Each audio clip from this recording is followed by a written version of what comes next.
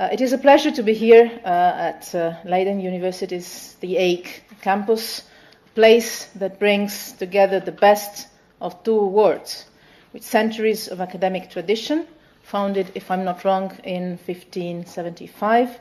Leiden is one of Europe's leading universities. This campus here in The Hague, the seat of so many international organizations, also demonstrates a true openness to the world, and I can see a better place to reflect about Europe's global role, history and future.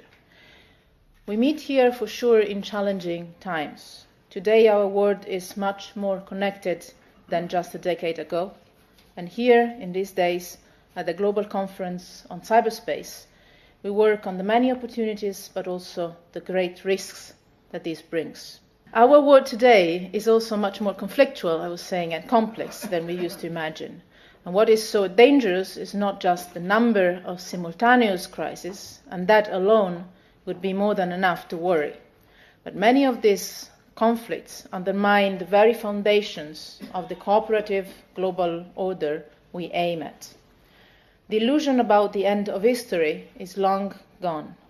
Over the last decade, many have bet on a state of perennial conflict, a global disorder in which international laws and human rights are empty words, in which extremists impose terror on entire populations. Today, instability has once again reached our doorstep. Some still believe we could simply lock ourselves into our fortress Europe. Well, let me say that this is an illusion. The kind of world we live in would never allow us to do so. We are living in an interconnected world, and we have to be able to deal with that. Our fundamental interests and values are at stake. The values for which past generations have fought so tirelessly, the values upon which the European Union was built: peace, democracy, and human rights. Over the past decades, we've made amazing progress in Europe to anchor these values deep in our societies. It looks natural now, but if we look back, we see war and the worst atrocities, where now there is peace and cooperation, the European Union. We should never forget the responsibility that this gives us. And we have enlarged the circle of those who benefit from them. The European Union was awarded the Nobel Peace Prize for this, a prize not just for the past, for what we achieved, a prize also for what we can still do for and with our people, for and with our region, for and with the rest of the world. There is no doubt that as the nature of challenges evolves, so must our means to address them. But our fundamental beliefs and aspirations, our commitment to work towards a more peaceful world, are and will stay the same, now more than ever. This requires both nerve and firm power, and it requires unity of purpose, unity inside the European Union. What we need is not new perspectives, new principles, but new ways to project them. Let me focus on three areas where only a renewed commitment to our values can promote our interests, protect our security, and shape the world we would like to live in, today and for the future. First, our neighborhood, where violent conflict goes hand in hand with the battle of ideas. Second, how we shape our partnerships around the world. And third, in how we plan for the future, how we make the best use of our tools, how we manage to prioritize. Nowhere is the urgency to protect our fundamental interests and values clearer than in the crisis at our eastern and southern borders.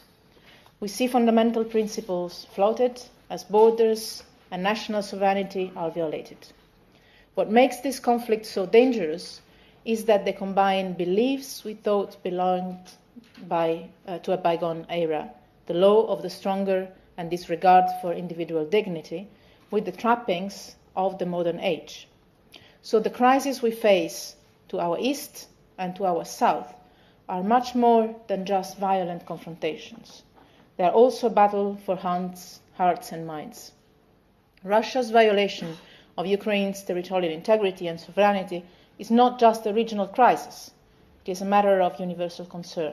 And the UN Security Council resolution on Ukraine is testament to this and the tragic loss of lives in the downing of flight MH17 that has touched so many in this country and elsewhere in such a dramatic way, reminded to the whole of us that this conflict goes to the heart of our own security. Our priority is, and has always been, for the violence to stop. All our efforts are focused on the full implementation of the Minsk agreements. We have engaged in dialogue at all levels, in all formats. At the same time, we have adopted tough sanctions. But sanctions are not an end in themselves. We know that very well. That is why the European Union leaders have firmly linked restrictive measures to progress on the implementation of the Minsk agreements. Above all, respecting the ceasefire and removing all heavy weapons from the region. A destabilized and isolated Russia is in no one's interest. Russia is central, not just to a stable and prosperous eastern neighborhood, but also to some of the most pressing issues we face. I think of the Middle East peace process, and of course, I think of completing the process towards a comprehensive agreement with Iran on the peaceful nature of its nuclear program. Russia and its citizens have as much to gain as we do from a world where international law is respected, where people are free to choose their own destinies. A lasting solution to the crisis also depends on Ukraine becoming a functional state that honors the aspiration of its citizens. That is why the European Union works closely with Ukraine and Ukrainian authorities on its reform agenda. We give microfinancial assistance to stabilize the country's finances, and we know how much we need it.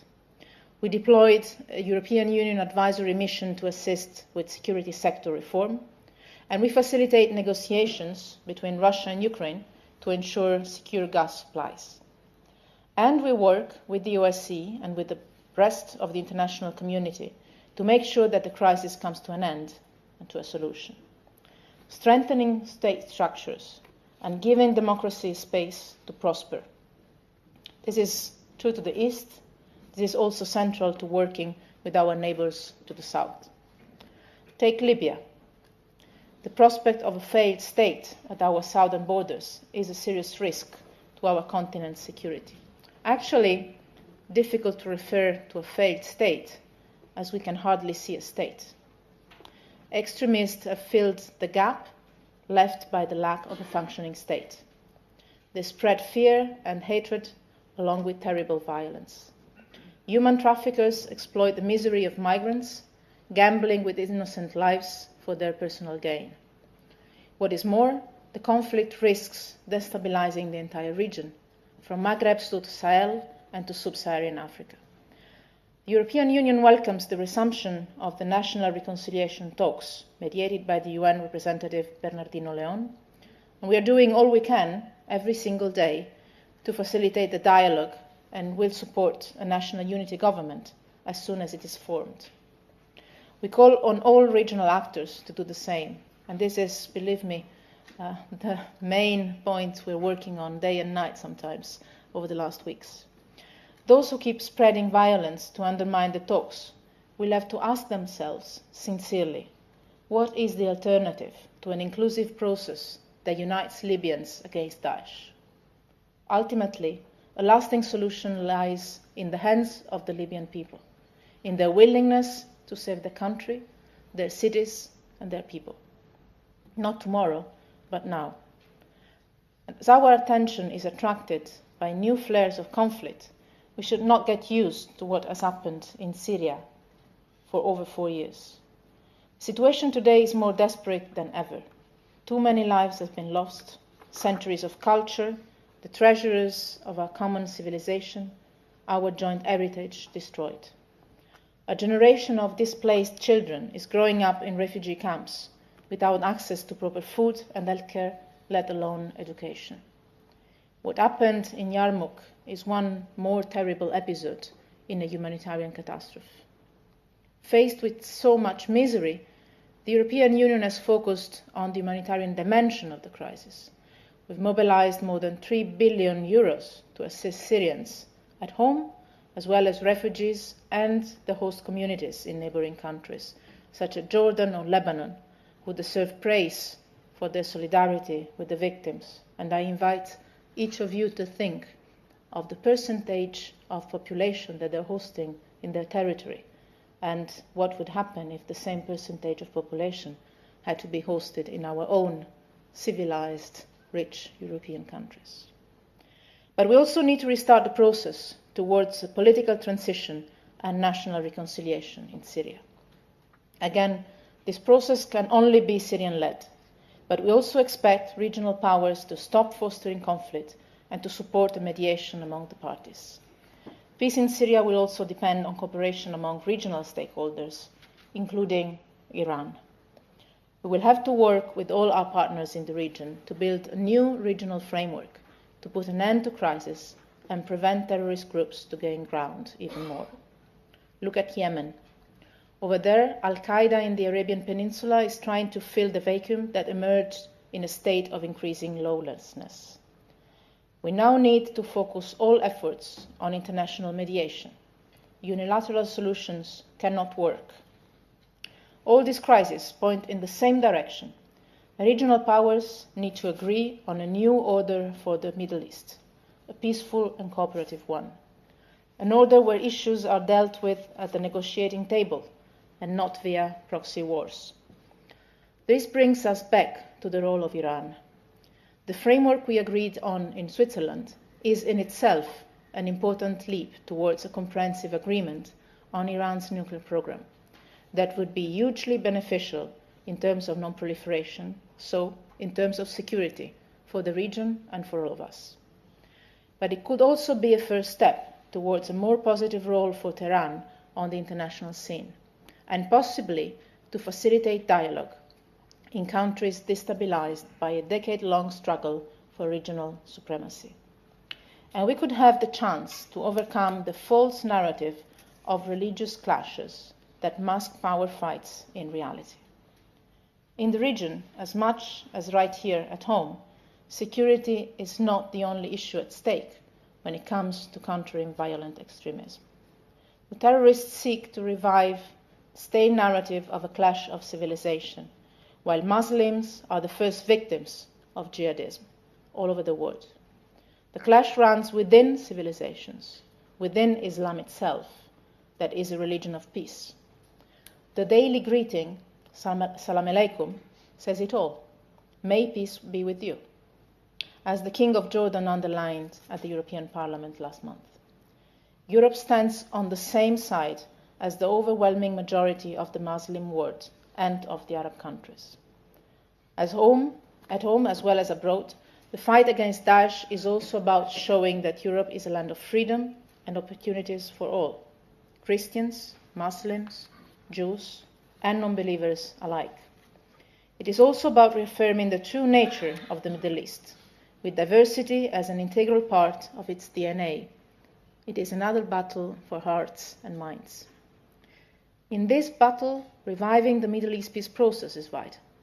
Peace in the holy places could lay out the most resounding message against the misuse of religious symbols for the region and for the whole world. Europe's deep political and economic partnership with Israel and our role as the foremost donor to the Palestinian Authority and to UNRWA give us a key position in reinvigorating the peace talks. And it gives us a special responsibility as well. We need to build a new international consensus, a new international framework to resolve this conflict. The European Union, the United States, Russia, and the UN are central pillars of this effort. Our Arab partners in the region also can play a key role in supporting a successful peace process that has to restart. The Arab Peace Initiative of 2002 provides still a vision for a comprehensive settlement of the Arab-Israeli conflict, and we should use it. Above all, both parties need to rebuild trust and refrain from actions that undermine it, before it is too late for two states to live side by side in peace and security, before it is too late for entire generations to get lost in hate and despair, in Israel and in Palestine. The arc of instability is all around us. We live in the most turbulent area of the world. We were just yesterday and the day before yesterday in Lubeck at the G7 ministerial. And let me share an anecdote with you. This is not in my speech. Where we were touching on all the crises we have around us, from Ukraine to Libya, to Yemen, to Syria, to the Middle East peace process. Sometimes we were looking at our Japanese and Canadian colleagues, and we could read in their eyes a certain geographical comfort. And yes, actually, the European Union is, in this very same moment, at the center of the most complicated and dangerous part of the world. The situation at our borders demonstrates the needs for a strong and united European Union foreign policy. But the scale and complexity of the crisis we face tell us something more. We cannot hope to be successful without a global network of partners that share our interests and values. And to effectively do so, we need to convince them that working with Europe is not to perpetuate an anachronistic global order that seeks to exclude them from a seat at a table. We need partnerships on an equal footing. This means truly engaging with the concerns that new powers bring it to the table, but also full commitment by all to work towards common solutions. New world order would not emerge as a zero-sum game, where increased influence for some necessarily means decreased influence for others. Influence will be shared, and so will responsibilities. Today, the vast majority of challenges we face are common challenges, from security to climate, from poverty to energy. This makes cooperation even more crucial, essential.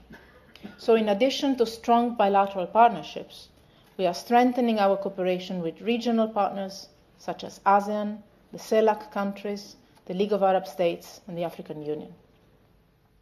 Our cooperation with the United States forms the oldest, deepest, and strongest of our partnerships, that's for sure. And yet, we cannot afford to neglect this bond. We need to build on our deep historical ties and work towards a common future. And this is something we should do more, look at the future. Not only the immediate one. We should look at 10, 20, 30 years from now. To protect our values and enshrine them in any future order, we need to think strategically, more than we ever did, starting with our region. The fact that the Arab Spring was not a linear path to freedom and democracy should not lead us to conclude that we should give up. Some processes are slow. Most processes are slow. Most processes are difficult, but somehow also irreversible. We have to look at the bigger picture and long term.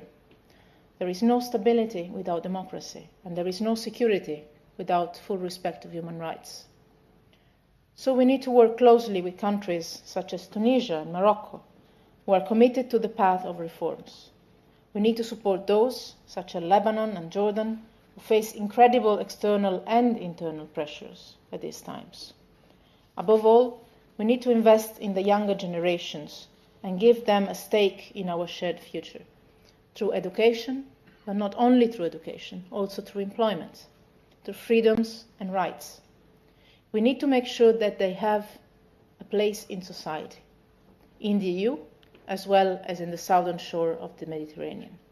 This would be the best possible way of preventing terrorism. Beyond our neighborhood, we need to take a fresh look at how we approach our external action as Europeans.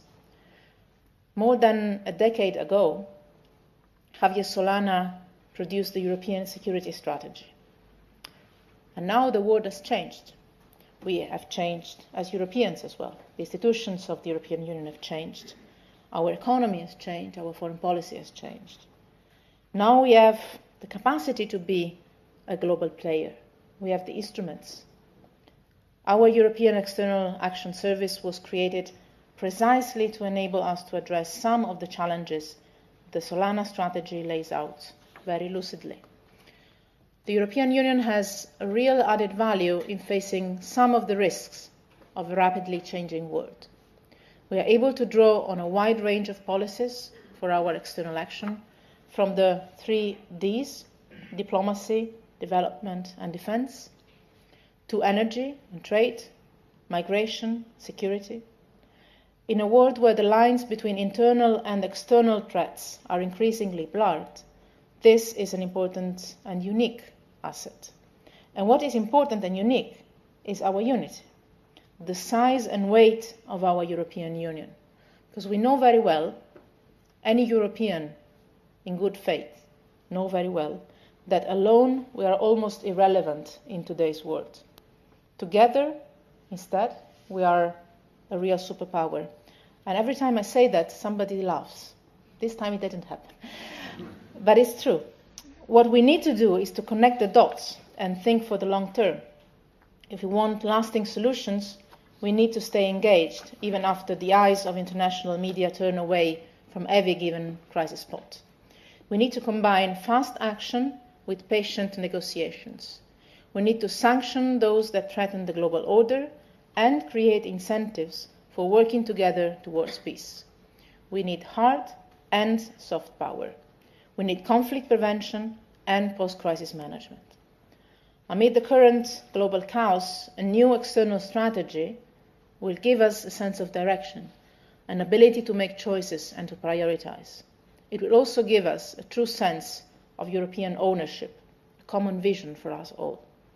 This is why I want to include member states in this process, heading to a new European foreign policy, defence and security strategy.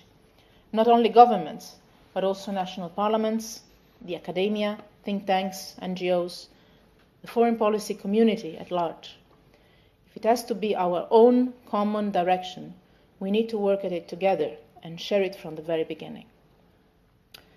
The motto of your university, and here I refer to the students mainly, is Praesidium Libertatis. First of all, thanks for allowing me to say a couple of words in Latin. When I was in university, I was convinced that Europe was this Praesidium Libertatis. The European Union has brought us the freedom of opportunities, freedom to move, to trade, to work, and of course to study in a European way. But above all, it has brought us freedom from war in our continent. It has not brought us freedom from fear. Looking at the world around us, where conflict is such a pervasive feature, we still have to fight against our own fears. You might call my continued belief in the European project naive. But the fact that the spectre of war has returned to Europe's neighborhood is exactly the reason why we know we need to be together. Because only together we can make sure that the freedom of opportunities that we have built in the last decades can be there also for the future generations and for the present generations, all around our borders. Confronted by turmoil and uncertainty, we cannot afford to turn inwards. Now more than ever, we need to face our fears and fight the dangers that threaten and undermine our achievements. To protect what we have, to promote opportunities for those that don't have them today, and to find again hope in a better future for us and those all around us. So now more than ever, we need to work together to ensure that Europe is not a fortress or a crumbling palace of bygone glories, but truly, as your university says, a Praesidium Libertatis for all.